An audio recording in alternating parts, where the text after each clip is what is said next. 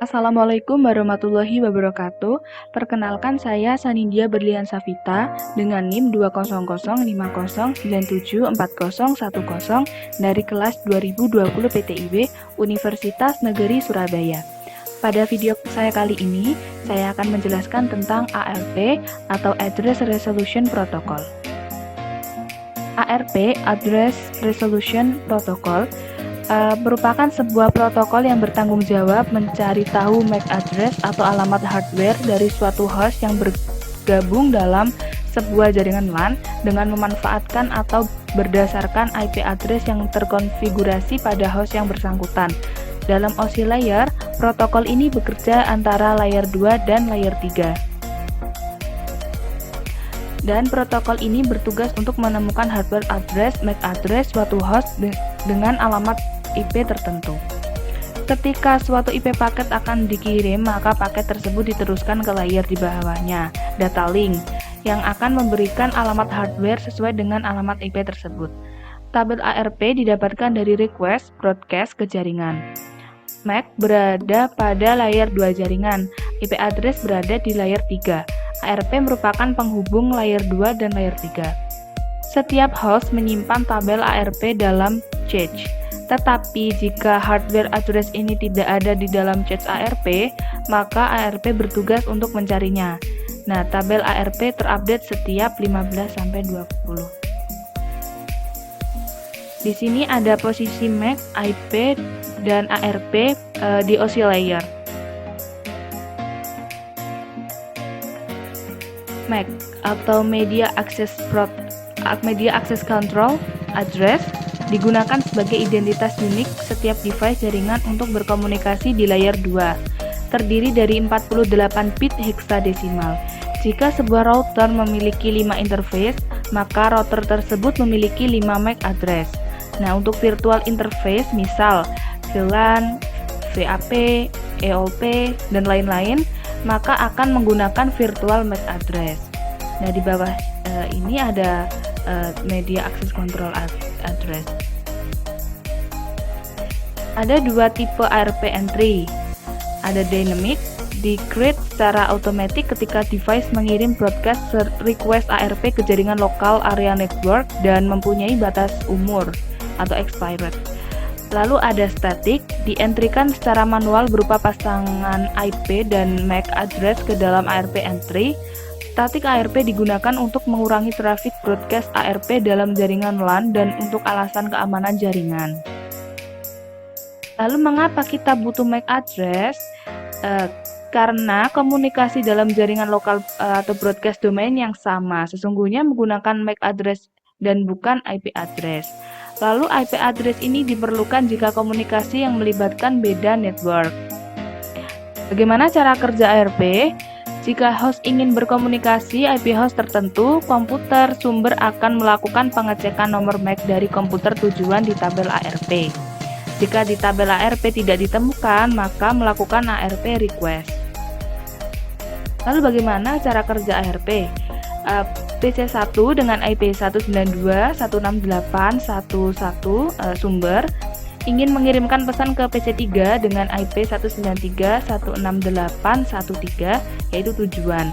PC1 mengirimkan ARP request secara broadcast tetapi hanya PC3 yang mengambil ARP request karena PC2 itu merasa IP tersebut bukan miliknya. Kemudian PC3 mengirim balik ARP reply beserta MAC address-nya. Nah, setelah itu pada ARP tabel PC1 dan PC2 sudah terisi mapping IP dan MAC masing-masing lawannya. Sekian video saya kali ini, bila ada salahnya mohon dimaafkan. Terima kasih dan wassalamualaikum warahmatullahi wabarakatuh.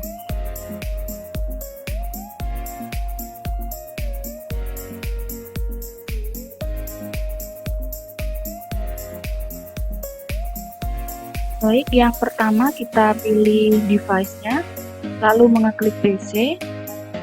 Kita taruh PC-nya, kita ambil 3 PC ya.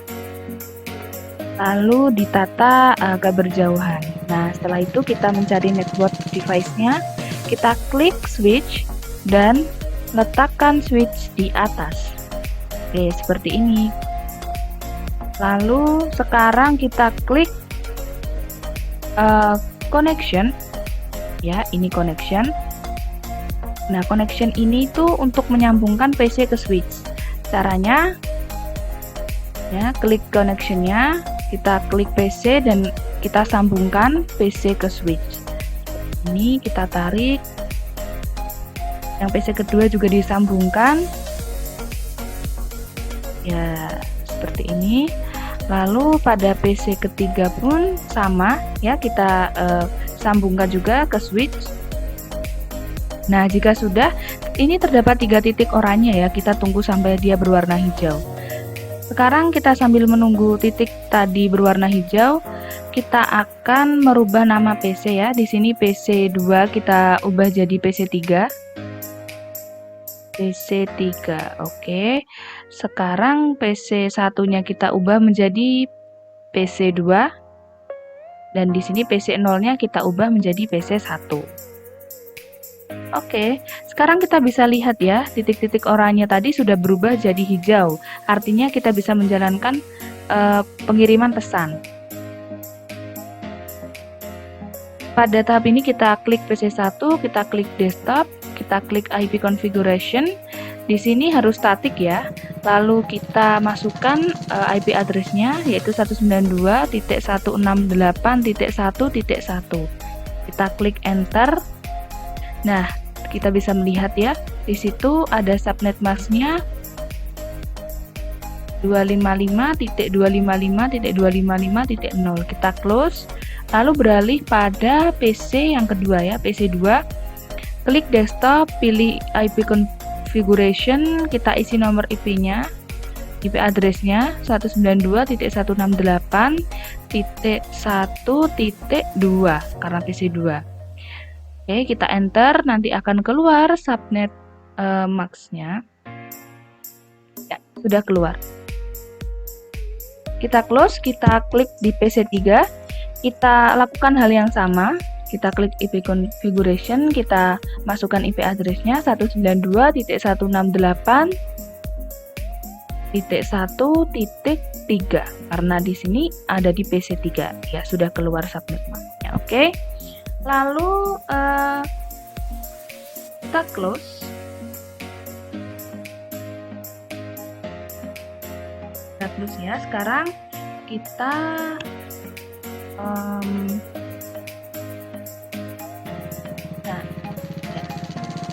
kita klik ya PC1. Kita pilih desktop. Kita pilih command prompt. Di sini kita ketik ARP spasi min A. Nah, di sini terlihat ya pada PC1 ini belum memiliki nomor ARP. Ya. Kita close. Sekarang kita ke PC2, kita cek pada PC2, kita buka di command prompt. Kita ketikkan lagi ARP spasi min A. Nah, pada PC2 ini juga belum memiliki nomor ARP. Oke, kita close, kita lakukan hal yang sama di PC3, kita klik command prompt ya. Kita ketikkan ARP spasi min A. Di sini juga belum belum memiliki nomor ARP. Sekarang kita klik ya, kita klik. Ya, ini sudah hijau berarti sudah terhubung ya.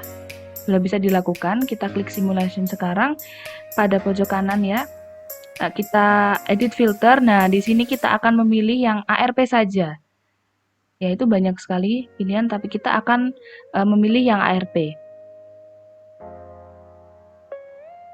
Maaf, ini salah.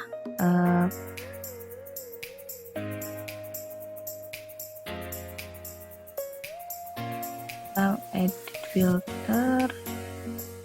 Oh, sorry, salah.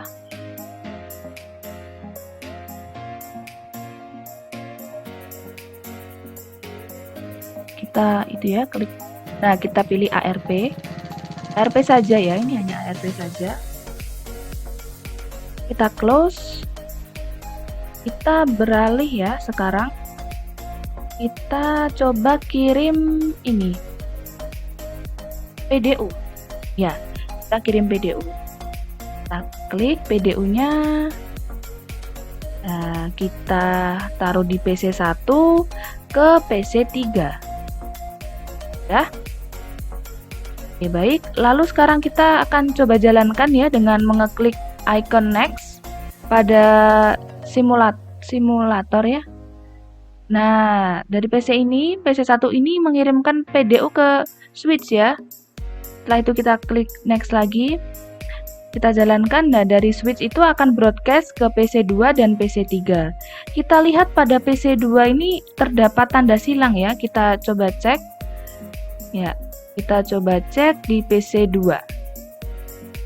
Oke, nah di sini terdapat paket source-nya IP 192.168.1.1 dan destinasi IP-nya 192.168.1.3.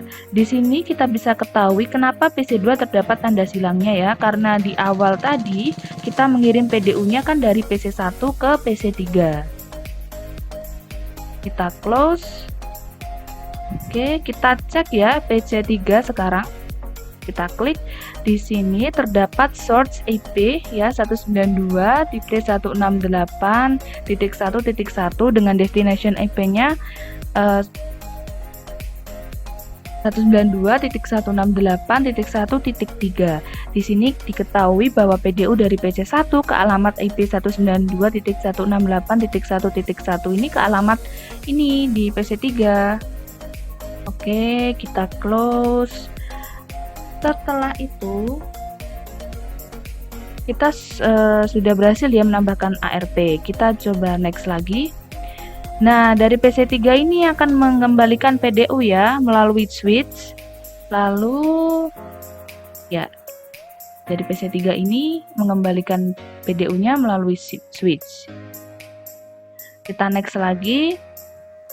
Lalu akan mengirimkan ya PDU tadi ke PC 1. Oke. Setelah itu kita close. Kita kembali ya.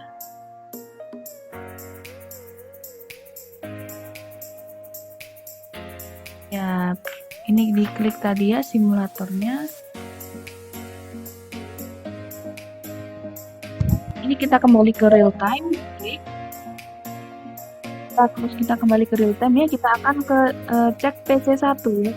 Apakah sudah ada ARP atau belum? Kita pilih command prompt, kita ketik ARP spasi min A. Kita enter. Nah, sudah berhasil ya memasukkan ARP-nya. Nah, di sini sudah berhasil ini ya. Kita close. Kita sekarang cek di PC 2. Kita command prompt, kita ketik lagi ARP spasi min A. Kita enter. Nah, tidak ada ya. Tidak ada ya di PC 2 ini tidak ada ARP ya. Belum ada karena tadi kita kan mengirimkannya PDU dari PC 1 ke PC 3. Sekarang kita ke PC 3. Kita ketik lagi ARP spasi min A. Sudah berhasil menambahkan tabel ARP ya, di sini sudah terlihat. Baik, sudah berhasil. Sekian dari saya. Terima kasih dan wassalamualaikum warahmatullahi wabarakatuh.